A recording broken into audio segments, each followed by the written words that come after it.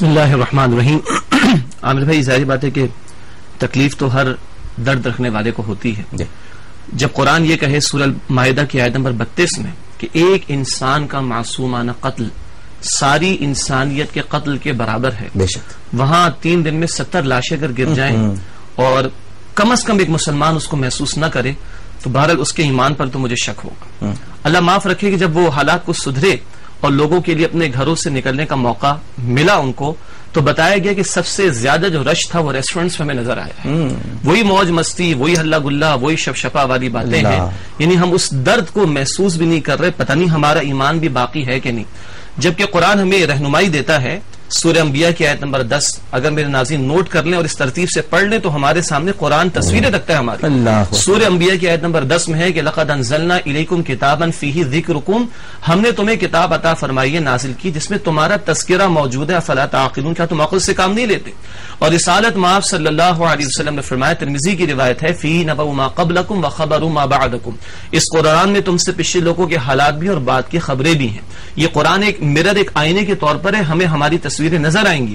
پڑھ لیجئے سورۃ الانعام آیت نمبر 65 میں جا کر اللہ کے عذابوں کی 3 کیفیات بیان ہوئی۔ اللہ اوپر سے عذاب لے آئے، طوفانی بارشیں پاکستان میں آ چکی ہیں۔ اللہ نیچے سے عذاب لے آئے، زلزلے اور سیلاب پاکستان میں آ چکے ہیں، اور شدید ترین اللہ گروہوں میں تقسیم کر دے اور ایک کی طاقت کا مزہ اللہ دوسرے کو چکھا دے۔ کہیں لسانیت کی بنیاد پر جو آپ نے ابتدا میں بات رکھی، 64 برس پہلے ایک قوم تھی جس کو ایک ملک کی تلاش تھی، وہ قوم دیوبندی، بریلوی، اہل حدیث، شیعہ کم تھی، وہ مسلمان زیادہ تھی۔ وہ قوم سندھی، مہاجر، پٹھان، بلوچی، پنجابی کم تھی، وہ مسلمان زیادہ تھی۔ آج ہم بڑھ چکے ہیں، آج اس ملک کو ایک قوم کی تلاش ہے جو لسانی مسلکی تعصبات سے بالاتر ہو کر ایک امت واحدہ اور جسد واحد کی طرح ہو، جیسے کہ رسالت مآب صلی اللہ علیہ وسلم نے فرمایا، پوری امت ایک عمارت کی مانند ہے، ایک اینٹ دوسری اینٹ کے ساتھ مل کر مضبوط کرتی ہے۔ پوری امت ایک جسم واحد کی مانند ہے، اگر ایک عضو میں تکلیف ہو تو پورا جسم اس کو محسوس کرتا ہے۔ آج اللہ ہمیں معاف رکھے، کیا ہمارے ہاتھ بھی ہمارے ان مظلوم بھائیوں کی دعا کے لیے اٹھتے ہیں کہ نہیں اٹھتے؟ کشمیر، فلسطین تو سینکڑوں میل دور کی بات ہے، یہ تو ہماری نگاہوں کے سامنے کی بات ہے، اور مسجدیں اسی طرح ویران ہیں اور گھروں سے اسی طرح گانوں کی آوازیں آ رہی۔ ہماری بہن نے ڈراموں کی بات کی، ڈرامہ ہی ہوتا ہے، وہ جھوٹ کا پلندہ ہوا کرتا ہے۔ یہ آج ہمارے ایمان کی کیفیات ہیں کہ کیا ہمارے بھائیوں پر بہنوں پر گزری ہے۔ میں اس کر رہا تھا بریک کے درمیان آپ سے کہ ایک قصبہ کالونی کا بتایا گیا کہ 25، 30، 40 گھر مسلسل ان کی دیواریں توڑ کے لوگ بیچارے نکلے ہیں جب ان کی جان بچی ہے۔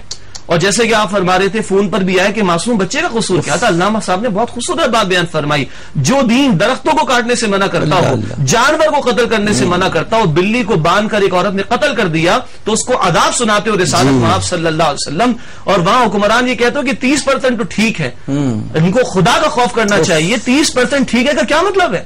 کلکم راعین وکلکم مسئول عن رعیتہ، بخاری کی حدیث ہے، اللہ کے نبی صلی اللہ علیہ وسلم فرمایا کہ تم میں سے ایک نگہبان ہے اور جو اس کی رعیت میں اس کے متعلق اس سے سوال ہوگا۔ یہ 18 کروڑ پر حکمرانی کرنے والے، یہ باہر اپنے بینک بیلنسز بڑھانے والے اور اپنی حکومتوں کو بچانے کے لیے غیروں کے سامنے جھکنے والے، اللہ کو چھوڑ کر، اور ان کے مقابلے میں حکومت میں آنے کے لیے اتحاد کرنے والے اور اپنے فنڈز کو باہر جو ہے وہ ٹرانسفر کرنے والے، کل اللہ کو کیا جواب دیں گے کہ تم ایک دوسرے کی سیاسی مفادات کی خاطر تو ہے مل بھی جایا کرتے تھے اور ایک دوسرے کی پارٹی سے بھی شرکت کر لیا کرتے تھے، کبھی عام کی پارٹی، کبھی حلیم کی پارٹی، اور انسانیت مر رہی تھی، مسلمان شہید ہو رہے تھے، اور تم نے ان کی لاشوں پر سیاست کرنا شروع کر لی۔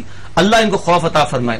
اس کو ایک اور کینوس پہ دیکھیے عامر بھائی، قرآن یہ بتاتا ہے سورہ نحل کی آیت نمبر 112 میں ایک بستی کے اللہ تعالیٰ نے مثال دی، اس کو عموم میں لے کر جائیں، اس کا حاصل کیا ہے کہ اللہ تعالیٰ نے ہر طرح کی نعمتیں عطا فرمائیں۔ جب اس بستی کے لوگوں نے اللہ کی نعمتوں کی ناشکری کی تو اللہ نے بھوک اور خوف کا عذاب ان پر مسلط کیا۔ میرے ناظرین پڑھ لیں قرآن کھول کے، سورہ نحل کی آیت نمبر 112 میں تفصیل ہمیں مل جاتی ہے۔ اور اللہ کے رسول صلی اللہ علیہ وسلم نے یہ بھی فرمایا، ابن ماجہ کی حدیث ہے، جب بے حیائی عام ہو جائے کسی قوم میں تو اللہ قتل و غارت گری مسلط کر دیتا ہے۔ 26 جون کو امریکن کونسلیٹ میں کیا کچھ ہوا، اس پر بولنے والے چند ایک ہی ہیں۔ اللہ آپ کو جزائے خیر دے کہ آپ کا کالم میں نے اخبار میں پڑھا، یقیناً آپ نے پروگرام میں بھی بات کی ہوگی، میں زیادہ نہیں دیکھ پاتا، لیکن آج پردے کی بات ہو، حیا کی بات ہو تو لوگ مخالفت کرنے پر آ جاتے ہیں۔ اب گے ازم کی بات کی جا رہی ہے، حدیث پرستی کی بات کی جا رہی ہے تو زبانیں بند ہو چکی ہیں۔